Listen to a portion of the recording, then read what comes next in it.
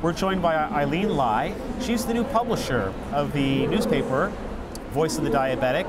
And you also are, the other title? I'm the Director of Diabetes Initiatives for the National Federation of the Blind.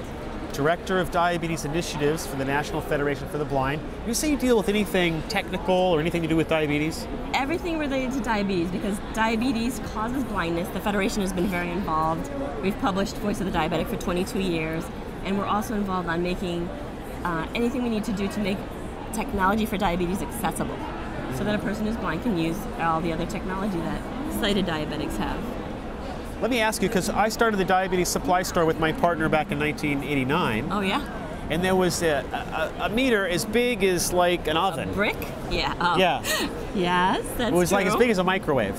Yes. And then sometimes there were no talking meters. So tell me about the significance of this Well, the lovely thing, which we're very happy about this Prodigy Voice, is that it is about the same size as other meters. It's not a brick. It's not something you need a backpack for. And it's very elegantly designed. It's very usable for a blind person from the very beginning till the end. A blind person can set the date, set the time, listen to the memories, things like that, which we wouldn't have been able to do with other meters. Now, there was a very good product by Roche, but it was very, very big. And it was on the market. It's been on the market over 10 years. So we felt strongly that blind people deserved modern technology. Blind people deserve to have what everyone else has. And so we didn't, we were kind of glad when Roche decided to discontinue it. I know they're working on other products, but right now there's really no other option that's as accessible. This is what we expect. The Federation of the Blind believes this is the most accessible diabetes glucose meter on the market. And it's interesting the way it was developed. The company engineers came to us when they had another version. They had the Prodigy autocode, and they came to our headquarters in Baltimore, Maryland, where the Federation of the Blind is headquartered, and we have a research institute there, the Jernigan Research Institute, and they showed us the technology, and then they just sat and listened to our feedback, because we're not just speaking for individual blind people. We're elected by blind people, and we're run by blind people to speak on behalf of blind people, so it's a little bit like going to the union, or say, yeah. So we told them you need a repeat function, you need to be a blind person to be able to handle the coding or have no coding. It needs to be able to set the date and time and look at the history of the record and stuff. And unlike most engineers we've ever spoken to, who's like, yeah, right, they like went off, a couple months later came back and said, here, we've got it. And we were just like stunned.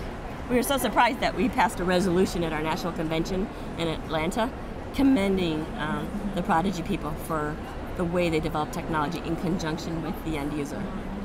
That's really marvelous. Isn't that a great story? I'm impressed. We're impressed. Because having been covering meters for 17 years, you think that should have happened a long time ago. Well, the amazing thing these companies have plenty of money. They could have come and sat down with you and asked you what you wanted. Why didn't that happen? You saw the market was too small? Well, I've only been in my job for a couple months, so. Okay.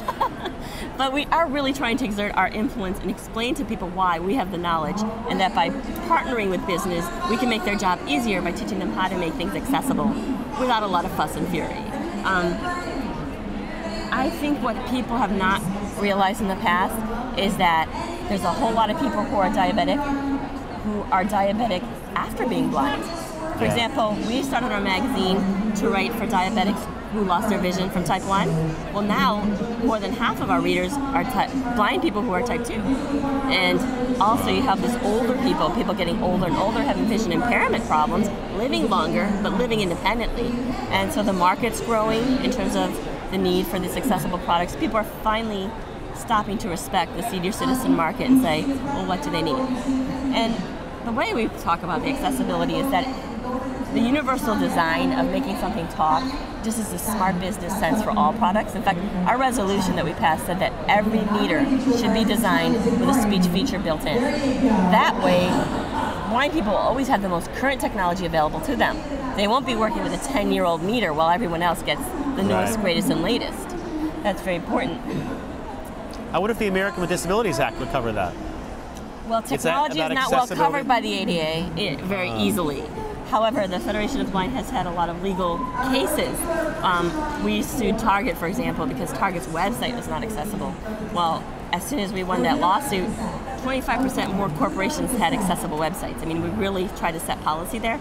And we don't want to sue people about technology. We want to partner with them to make things work well. But we're not beyond that. If it needs to be legislated, for example, Medicare dollars are spent to buy this technology for people. And Medicare are federal dollars. And when federal dollars are involved, accessibility should be important. Right. So there might be a little stick there sometime, but we don't plan to be using that anytime soon.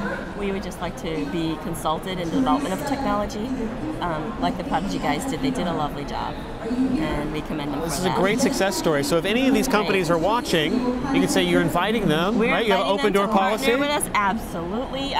Because our policy is we want all diabetes technology to be available, not just one product. We want what are the numbers we're talking about? To have choice. We've got millions of visually impaired people who need this kind of technology. But with diabetes? And that's just in the U.S. Visually impaired with diabetes? With diabetes, correct. How many? Well, I don't have any specific numbers on that with type 1 and type 2 combined. But diabetes is this leading cause of blindness in people who are working age. Right. So not over 70, but not under 21. So it's one of the 3 leading causes of blindness and the largest for working age blind people. All right. I did want to tell you one thing more about accessible features. Yes. It's not just for blind people. The point is, you could have cataract surgery tomorrow, and for a matter of 2 or 3 weeks, you're not going to have good vision to use your meter. And I was at diabetes camp with my son 2 weeks ago. The power went out. For 2 days, we had no power at the camp in Maryland, and all these children are on insulin pumps and couldn't read their meter in the nighttime. See, these are things that if you're in a dark restaurant, if you're in bed and you don't want to get up and turn on the light, these features are important for everybody. Just like you have the talking GPS in your car. The talking GPS is not designed for blind people, right? Right. But the speech is helpful.